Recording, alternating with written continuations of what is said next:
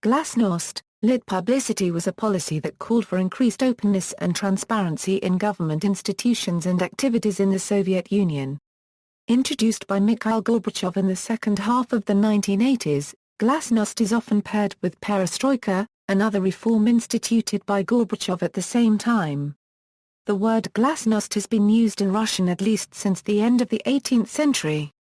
The word was frequently used by Gorbachev to specify the policies he believed might help reduce the corruption at the top of the Communist Party and the Soviet government and moderate the abuse of administrative power in the Central Committee.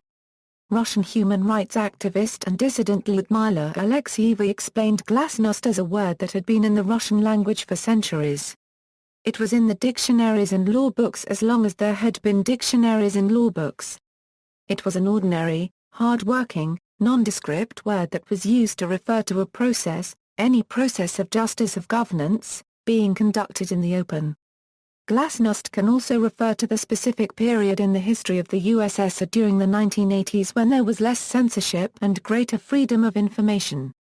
Areas of concern: Gorbachev's policy interpretation of glasnost can best be summarized, translated, and explained in English with one word: openness. While glasnost is associated with freedom of speech, the main goal of this policy was to make the country's management transparent and open to debate, thus circumventing the narrow circle of apparatchiks who previously exercised complete control of the economy. Through reviewing the past or by opening up the censored literature in the libraries and a greater freedom of speech, a radical change, as control of speech and suppression of government criticism had previously been a central part of the Soviet system. There was also a greater degree of freedom within the media. In the late 1980s, the Soviet government came under increased criticism, as did Leninist ideology, and members of the Soviet population were more outspoken in their view that the Soviet government had become a failure. Glasnost did indeed provide freedom of expression, far beyond what Gorbachev had intended, and changed citizens' views towards the government, which played a key role in the demise of the Soviet Union.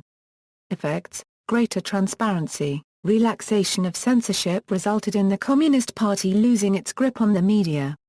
Before long, much to the embarrassment of the authorities, the media began to expose severe social and economic problems which the Soviet government had long denied and covered up.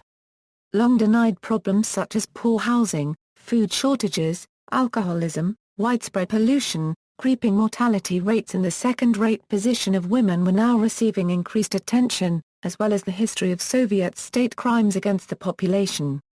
In addition to serious explorations of the Soviet past and present situation, relaxation of censorship resulted in an explosion of popular culture including popular Western literature and films and books on astrology, religion, and flying saucers, in short, anything official Soviet publishers had not deemed worth publishing. Moreover, under glasnost, the people were able to learn significantly more about the past, including the purges and other previously classified activities. Although Nikita Khrushchev denounced Stalin's personality cult, information about the true proportions of his atrocities was still suppressed. In all, the very positive view of Soviet life which had long been presented to the public by the official media was being rapidly dismantled, and the negative aspects of life in the Soviet Union were brought into the spotlight. This began to undermine the faith of the public in the Soviet system.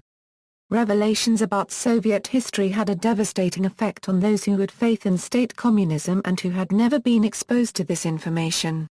There was a sense of betrayal and hopelessness as the driving vision of society was demonstrated to have been built on a foundation of falsehood and crimes against humanity.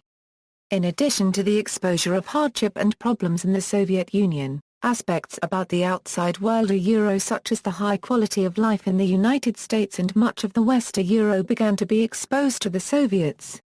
Internal calls for independence, political openness continued to produce unintended consequences. In elections to the regional assemblies of the Soviet Union's constituent republics, nationalists swept the board.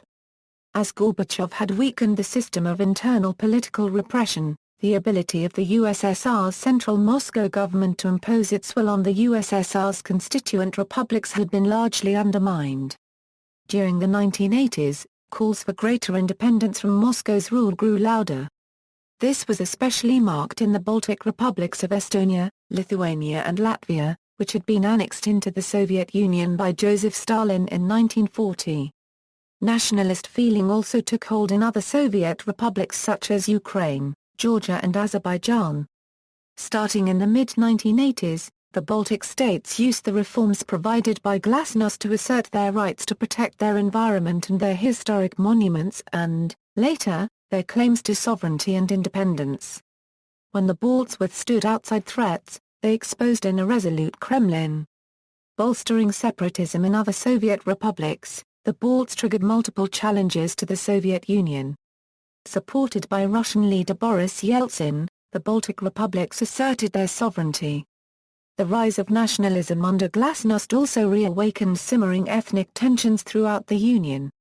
For example, in February 1988, Nagorno-Karabakh, a predominantly ethnic Armenian region in the Azerbaijan SSR, passed a resolution calling for unification with the Armenian SSR, which sparked the Nagorno-Karabakh War. The freedoms generated under Glasnost enabled increased contact between Soviet citizens and the Western world, particularly with the United States. Restrictions on travel were loosened, allowing increased business and cultural contact. For example, one key meeting location was in the U.S. at the Darkine Building, then owned by American philanthropist Henry Darkine, who had extensive Russian contacts. During the late 1980s, as Glasnost and Perestroika led to the liquidation of the Soviet Empire, the Darkine Building was the location for a series of groups facilitating United States-Russian contacts. They included the Center for U.S.-USSR initiatives, which helped more than 1,000 Americans visit the Soviet Union and more than 100 then-Soviet citizens visit the U.S. While thousands of political prisoners and many dissidents were released in the spirit of Glasnost, Gorbachev's original goal of using Glasnost and Perestroika to reform the Soviet Union was not achieved. In 1991, the Soviet Union was dissolved following a failed coup by conservative elements who were opposed to Gorbachev's reforms.